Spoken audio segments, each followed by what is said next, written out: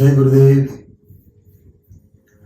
शनि 5 जून 2022 को वक्री हुए थे, तो तकरीबन 141 दिनों तक का वक्रत्व पूरा करने के बाद शनि आने वाली 23 अक्टूबर को सुबह 3:16 पर धनिष्ठा नक्षत्र में मार्गी होने जा रहे हैं। अब जैसा कि हम सभी समझते हैं कि शनि न्याय के देवता हैं और कर्म के देवता हैं, तो कर्म अर्थात दशम भाव।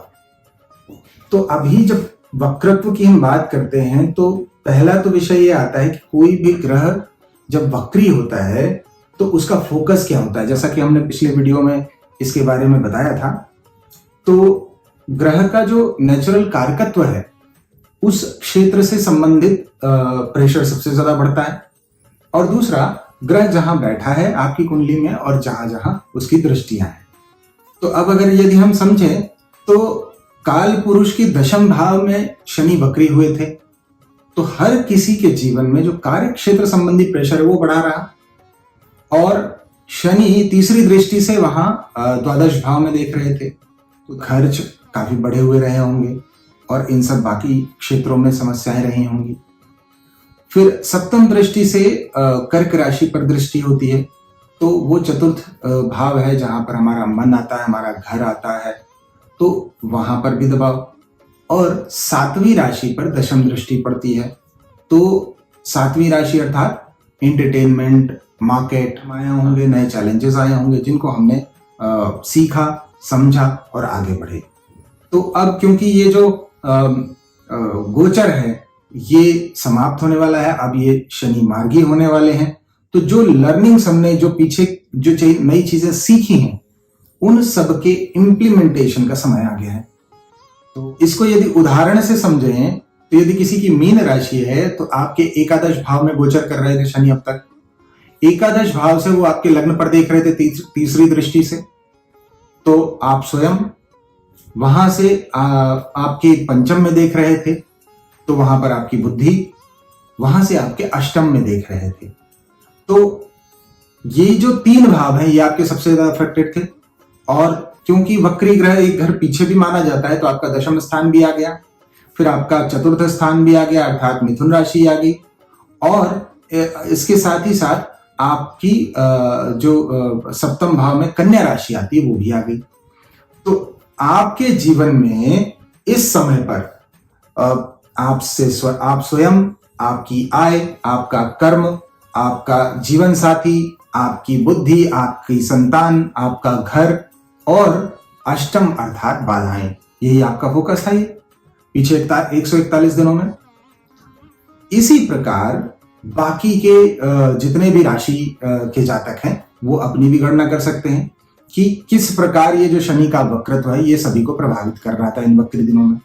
तो इसका मतलब ये हो गया कि अब इस 23 अक्टूबर के बाद ये जो प्रभाव है ये नकारात्मक प्रभाव अब कम हो जाएगा। तो ये जो सीखा है आपने पीछे 141 दिन में, इसको इंप्लीमेंट करें और नई गति की तरफ आगे बढ़ें। अब ये जो शनि का मार्गी गोचर प्रारंभ हुआ है, तो शनि 17 जनवरी 2023 को कुंभ राशि में प्रवेश करेंगे। तो अभी जो 7.5 चल रही है इस समय धनु राशि की, या हम कहें मकर राशि की या कुंभ राशि की, तो ये जो स्थिति है इसमें अब गोचर के बाद ऐसा आएगा कि जो धनु राशि है उनको 7.5 से के प्रभाव से मुक्ति मिल जाएगी। तो अब जनवरी के बाद गोचर में जो 7.5 चलेगी वो चलेगी कुंभ राशि की, मकर राशि की और मीन राशि की पहली ढैया प्रारंभ होगी। तो ये हो गई 7.5 की बात।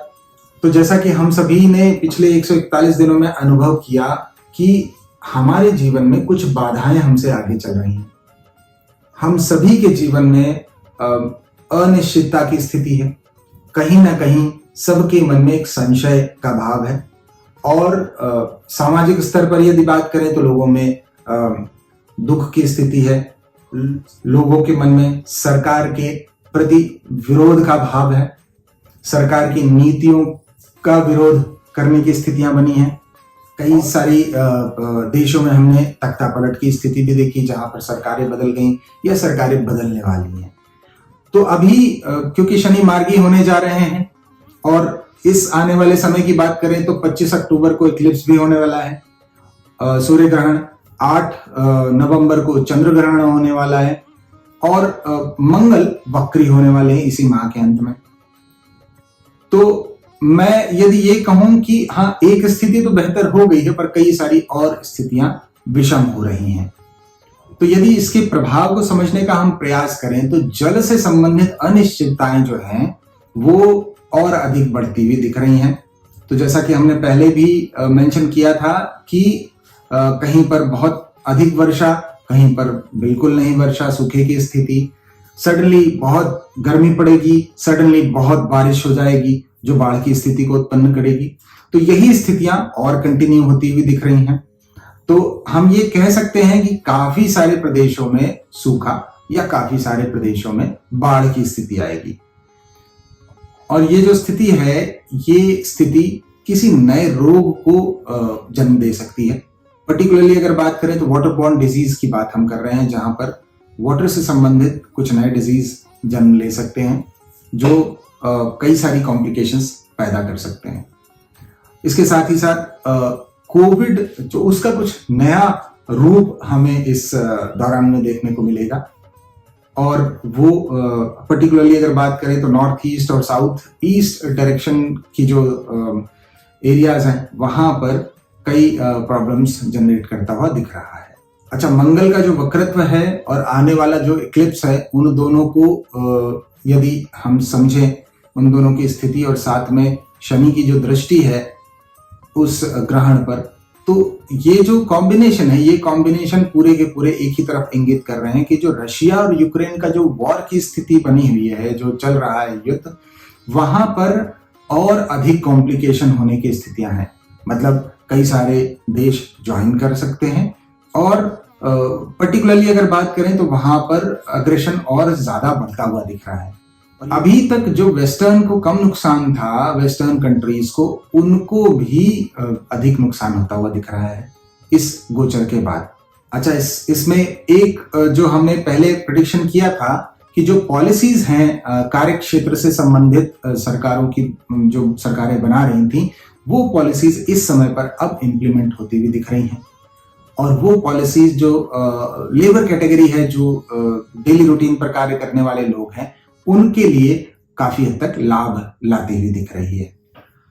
तो अब राशियों की बात कर लेते हैं। तो राशियों में सबसे पहले बात करते हैं मेष राशि की। तो मेष राशि के दशमेश और लाभेश आपके दशम स्थान पर ही मार्गी हो रहे हैं। तो अभी तक जो बाधाएं आपके कार्य क्षेत्र में चल रही थी, वो बाधाएं समाप्त होती हुई दिख रही हैं और आपके करियर में फर्दर प्रोग्रेशन आता हुआ दिख रहा है। तो आपके जो कार्य हैं वो समय से पूरे होंगे और उनके लिए आपको प्रोत्साहन भी मिलेगा। बच्चों के स्वास्थ्य संबंधी विषयों पर सतर्क रहें। जीवन साथी से कुछ मनमुटाव की स्थिति बन सकती है, सतर्क रहें। वृषभ राशि की बात करें तो वृषभ राशि के नवमेश और दशमेश आपके नवम स्थान पर मार्गी हो रहे हैं। तो आप में से जो लोग विदेश यात्रा करना चाह रहे थे और किसी ना किसी बाधा के कारण फंसे हुए थे, अब वो बाधाएं दूर हो जाएंगी, आप विदेश यात्रा पर जा सकते हैं। आपके करियर में नए प्रोग्रेशंस आएंगे, नए आयाम खुलेंगे और नई ग्रोथ प्राप्त होती हुई दिख रही है। हालांकि इस समय की स्थिति यदि बात करें तो इस समय खर्चे आपके काफी हद तक बढ़े हुए हैं, परंतु ओवरऑल स्थिति की अगर बात करें तो ओवरऑल बहुत अच्छी स्थिति है। यदि आप में से कोई धार्मिक यात्रा पर जाना चाह रहे थे और वहां पर कुछ अवरोध आ रहे थे, तो वो अवरोध अब हटते हुए दिख रहे हैं। ओवरऑल अच्छा समय है आपके लिए। मिथुन राशि की बात कर लेते हैं। तो मिथुन राशि के जो जातक हैं, आपके अष्टमेश और नवमेश अष्टम स्थान पर मार्गी हो रहे हैं। तो एक बाधाओं की जो स्थिति आपके जीवन में बनी हुई थी, वो बाधाएं काफी हद तक कम होती हुई दिख रही हैं हालांकि आपकी, पर दशम मतलब आपके जो कर्म क्षेत्र की जो बाधाएं हैं वो थोड़ी सी फिर भी बनी हुई दिख रही हैं। आप अपने पिता के स्वास्थ्य का ध्यान रखें, अपने स्वयं के स्वास्थ्य का ध्यान रखें। ओवरऑल औसत स्तर का गोचर है। कर्क राशि की बात करते हैं। तो कर्क राशि के लिए आपके सप्तमेश और आपके अष्टमेश आपके सप्तम स्थान पर मार्गी हो रहे हैं। तो पिछले कुछ समय से आपके जीवन साथी से कुछ जो मतभेद चल रहे थे या जो कुछ विषमताएं चल रही थी वो अब समाप्त होती हुई दिख रही हैं। पर प्रॉपर्टी से संबंधी कोई डिस्प्यूट या घर में कुछ विवाद की स्थितियां बनती हुई दिख रही हैं। आप अपने स्वास्थ्य का ध्यान रखें। ओवरऑल औसत स्तर का समय है। सिंह राशि की बात करते हैं तो जो सिंह राशि के जातक हैं उनके षष्ठेश और सप्तमेश षष्ठम स्थान पर मार्गी हो रहे हैं, तो शत्रुओं का तो आप शमन कर ही रहे हैं। साथ ही साथ जो लोग रोग आदि से परेशान थे अब रिकवरी की स्थिति बनेगी, और जो लोग अदर कॉन्फ्लिक्ट्स में फंसे हुए, दूसरी तरह की विषमताओं में फंसे हुए थे, उनको भी कुछ मार्ग दिखता हुआ दिख रहा है। पर एक बात और मुख्य है कि आपका जो डेली शेड्यूल है वो थोड़ा सा बिगड़ता हुआ दिख रहा है, उस पर आप निश्चित रूप से ध्यान रखें। छोटी यात्राएं आपको परेशान करने वाली हो सकती हैं, उसका ध्यान रखें। कन्या राशि की बात कर लेते हैं तो आपके पंचमेश और षष्ठेश आपके पंचम स्थान पर मार्गी हो रहे हैं, तो बच्चों से संबंधित ग्रोथ का बड़ा अच्छा समय है। यदि पीछे कुछ समय पहले आपकी एजुकेशन या कुछ पढ़ाई आप कर रहे थे वो रुक गई थी, तो ये समय ऐसा है कि अब वो पढ़ाई या आपके जो मंत्र हैं वो प्रारंभ हो सकते हैं। आपके खर्चे कुछ अत्यधिक बढ़ते हुए दिख रहे हैं, उसके प्रति सचेत रहें। ओवरऑल औसत स्तर का समय है। अब तुला की बात कर लेते हैं तो तुला राशि के चतुर्थेश और पंचमेश आपके चतुर्थ स्थान पर मार्गी हो रहे हैं, तो घर पे जो कॉन्फ्लिक्ट या माता के साथ जो कॉन्फ्लिक्ट हुई थी वो अब समाप्त होती हुई दिख रही है। पर एक बात आपको बहुत महत्वपूर्ण समझनी है कि अपने स्वास्थ्य का ध्यान रखने की आवश्यकता है। आप इलेक्ट्रिकल, इलेक्ट्रॉनिक या फायर या गाड़ी, इन सब को हैंडल करते वक्त बहुत अधिक सतर्क रहें। ओवरऑल औसत स्तर का समय है, ध्यान रखने योग्य समय है।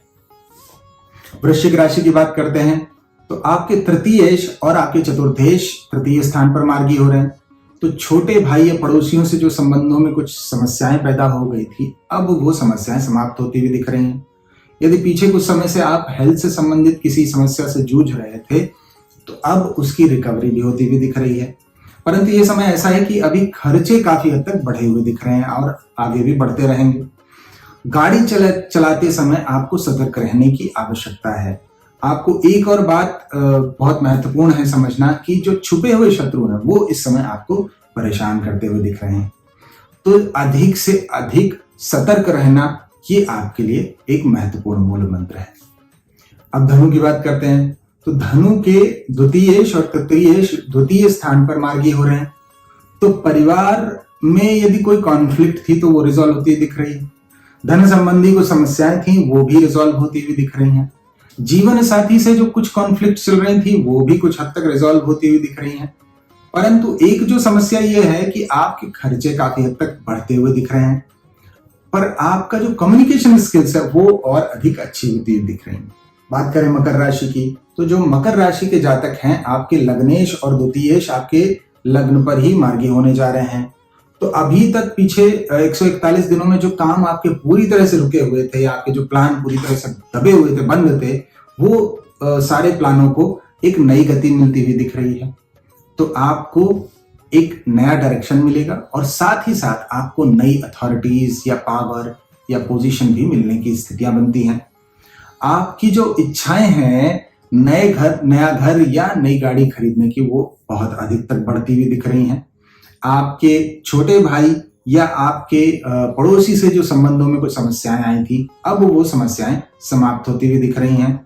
पर कुंभ की बात करें तो कुंभ राशि के जो लग्नेश हैं और द्वादशेश हैं वो द्वादश भाव में मार्गी हो रहे हैं, तो ये ऐसा कॉम्बिनेशन बना रहे हैं कि विदेश या दूसरे धर्म के बिलीफ सिस्टम के लोग उनसे आपके काफी सारे संपर्क स्थापित होंगे और वो लोग आपको काफी हद तक लाभ भी देते हुए दिख रहे हैं। परंतु यहाँ पर एक स्थिति और विषम बन रही है कि आपको अपने पिता के स्वास्थ्य को लेकर के थोड़ा सा सतर्क रहने की आवश्यकता है। आपके खर्चे भी बढ़ते हुए ही दिख रहे हैं, परंतु ओवरऑल स्थिति की अगर बात करेंगे तो ये समय काफी अच्छा होता हुआ दिख रहा है। आप अगर विदेश यात्रा के लिए जाने का प्लान कर रहे थे तो ये बहुत अच्छा समय है। तो मीन राशि की बात करते हैं तो मीन राशि के लिए एकादशेश और द्वादशेश आपके एकादश भाव में मार्गी हो रहे हैं, तो इच्छा पूर्ति के हिसाब से तो ये बहुत अच्छा समय है। परंतु एक और महत्वपूर्ण बात है कि थोड़ा सा कार्य क्षेत्र में कुछ चैलेंजेस आते हुए भी दिख रहे हैं। अपने बच्चों के स्वास्थ्य संबंधी सतर्कता बनाकर रखें, वो बहुत महत्वपूर्ण है आपके लिए। इच्छा पूर्ति के लिए बहुत अच्छा समय है, और ओवरऑल करियर के पॉइंट ऑफ व्यू से भी बात करें तो ये अच्छा ही समय है।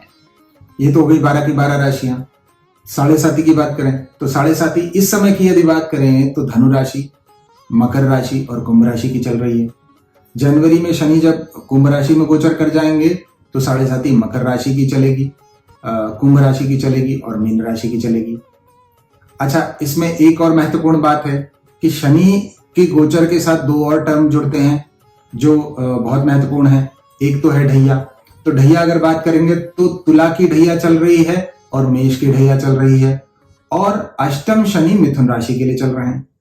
तो ओवरऑल स्थिति की अब अगर बात करें तो इन राशि के लोगों को थोड़ी सी बाधाओं का सामना करना तब भी पड़ सकता है, क्योंकि साढ़े साथी, अष्टम शनि और ढैया, इनके अपने अलग प्रभाव होते हैं दशा के अलावा भी। अब एक बात बहुत महत्वपूर्ण है, जैसा मैंने शुरू में कहा कि शनि कर्म के देवता है, उन्हें न्याय प्रिय है, तो वो जब मार्गी हो रहे हैं तो ये सबके लिए अच्छा है। अभी आपने जितना भी पीछे के कुछ समय में सीखा है उसको सबको इंप्लीमेंट करें और देखें कि शनिदेव कैसे हम सभी को सकारात्मक प्रभाव देते हैं। आप सभी को ये शनि का मार्गी गोचर लाभप्रद हो, ऐसी कामना के साथ जय गुरुदेव।